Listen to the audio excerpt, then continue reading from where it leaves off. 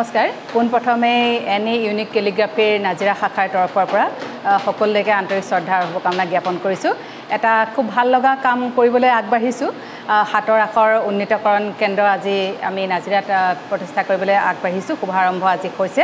আচলতে অতি সৰুকালৰে পৰা যিহেতু হাতৰ আখৰৰ প্ৰতি এক দুৰ্বলতা আছিল আৰু আমি সাহিত্যৰ ছাত্ৰী আছিলোঁ, ঠিক তেতিয়া সেই শিলালিপিৰ দিনৰ পৰাই হাতৰ আখৰৰ কথা শুনি আহিছিলোঁ, দেখি আহিছিলোঁ, পঢ়ি আহিছিলোঁ। ঠিক তেতিয়াই মনলৈ আহিছিল যে হাতৰ আখৰকেইটা যদি মোৰ নিজৰ হাতৰ আখৰকেইটাও যদি উন্নত কৰিব পাৰোঁ তেতিয়াহ'লে ভাল লাগিব।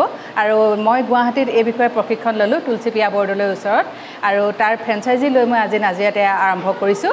আৰু ইমান দিনে আচলতে নিজৰ হাতৰ আখৰকেইটা খুব ভাল নাছিলে কাৰণে হীনমন্যতাত ভুগিছিলোঁ।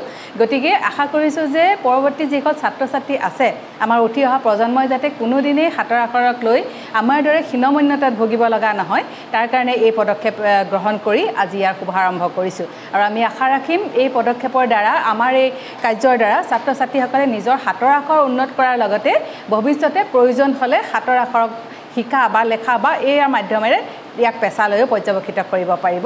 ইয়াৰ কাৰণে আমি এই কাম আজি আৰম্ভ কৰিলোঁ। নামভৰ্তি কৰাৰ বয়সৰ তেনেকৈ সময়সীমা নাই। আমি ক্লাছ 1ৰ পৰা 8লৈকে এতিয়া প্ৰথম জুনিয়ৰ লেভেলত আমি আৰম্ভ কৰিছোঁ। আৰু এই প্ৰশিক্ষণ কাৰ্যসূচী সদায় চলি থাকিব। আৰু আমি আপোনালোকক সকলোকে খুব গেৰাণ্টি দি ক'ব পাৰোঁ যে 14 ঘণ্টাত আমি হাতৰ আখৰ উন্নত কৰাৰ কৌশল আপোনালোকক শিকাম বা ছাত্ৰ ছাত্ৰীসকলক শিকাম। মাত্ৰ 14 ঘণ্টাত হাতৰ আখৰ আপুনি উন্নত কৰিব পাৰিব বুলি আমি নিশ্চিতভাৱে আপোনালোকক দিব পাৰোঁ।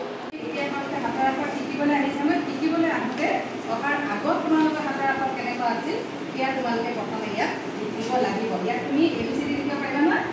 ইয়াত তুমি ABCD লিখিব লাগিব দেই। ইয়াত তোমাৰ নাম লিখিব লাগিব, ইয়াত ABCD লিখিব লাগিব। এখন তোমাৰ শিকাম যে তোমালোকে এটা খেলৰ নিচিনাকৈ আমি গোটেই কথা বতৰাখিনি তোমালোকক শিকাই যাম। ধৰা কাৰোবাৰ এডাল আমি নেজো আঁকিম, আমি এটা ৰুটিও আঁকিব পাৰোঁ নহয়, এটা বলো আঁকিব পাৰোঁ। এটা বলৰ পৰা কেনেকৈ এটা আখৰ হ'ব পাৰে সেই কথা বতৰাখিনি আমি তোমালোকক শিকাম। বা ক'ৰবাত এডাল নেজ হ'ব, ক'ৰবাত এডাল লাঠি হ'ব, এনেকুৱা ধৰণে আমি তোমালোকক গোটেইখিনি শিকাই যাম। আৰু কেতিয়াবা আখৰবিলাকৰ ভাগৰ লাগিলে আখৰবিলাক কেনেকৈ অলপমান এনেকৈ আউজি দিব, হয়নে? ঠিক এনেকুৱাকৈ আমি তোমালোকক শিকাই যাম দেই। হাতৰ আখৰবিলাক ভাল নোহোৱাৰ কাৰণেই বহু ঠাইত কিবা এটা লিখিবলৈ বা কিবা এটা কৰিবলৈ যাবলৈ সদায় হেৰি কৰি আছে। আৰু যেতিয়াই দেখিলোঁ যে হাতৰ আখৰ সুন্দৰকৈ শিকাব পৰা বা শিকিব পৰা এটা ব্যৱস্থাও আছে, সেই ব্যৱস্থাৰ কথা গম পাই মই গুৱাহাটীত প্ৰশিক্ষণ ল'লোঁ। আৰু প্ৰশিক্ষণ লৈ ভাবিলোঁ যে মই নিজে যিহেতু শিকিলোঁ, মোৰ নিজৰ হাতৰ আখৰ উন্নত হ'ল, গতিকে এই কথাখিনিকে বা এই ব্যৱস্থাটো মই ছাত্ৰ ছাত্ৰীসকলৰ মাজলৈ লৈ যাবৰ কাৰণে আজিৰ এই প্ৰশিক্ষণ কেন্দ্ৰটি আৰম্ভ কৰিবলৈ আগবাঢ়িছোঁ। মই হাতৰ আখৰ লিখাৰ বহুত বিজ্ঞাপনগত কৌশল আছে, যিখিনি আচলতে যেতিয়ালৈকে মই শিকা নাছিলোঁ, প্ৰশিক্ষণ লোৱা নাছিলোঁ, তেতিয়ালৈকে মই গম পোৱা নাছিলোঁ। জাতিৰ পিতা হৈছে মহাত্মা গান্ধী। মহাত্মা গান্ধীৰ আটাইতকৈ হেণ্ডৰাইটিং বেয়া আছিল। তেওঁ তেতিয়া কৈছিলে এই মাত্ৰ আমাৰ হেণ্ডৰাইটিং বুলি কৈছিল, মোবাইল কৰিব handwriting is a part and parcel of the বুলিও কৈছিল।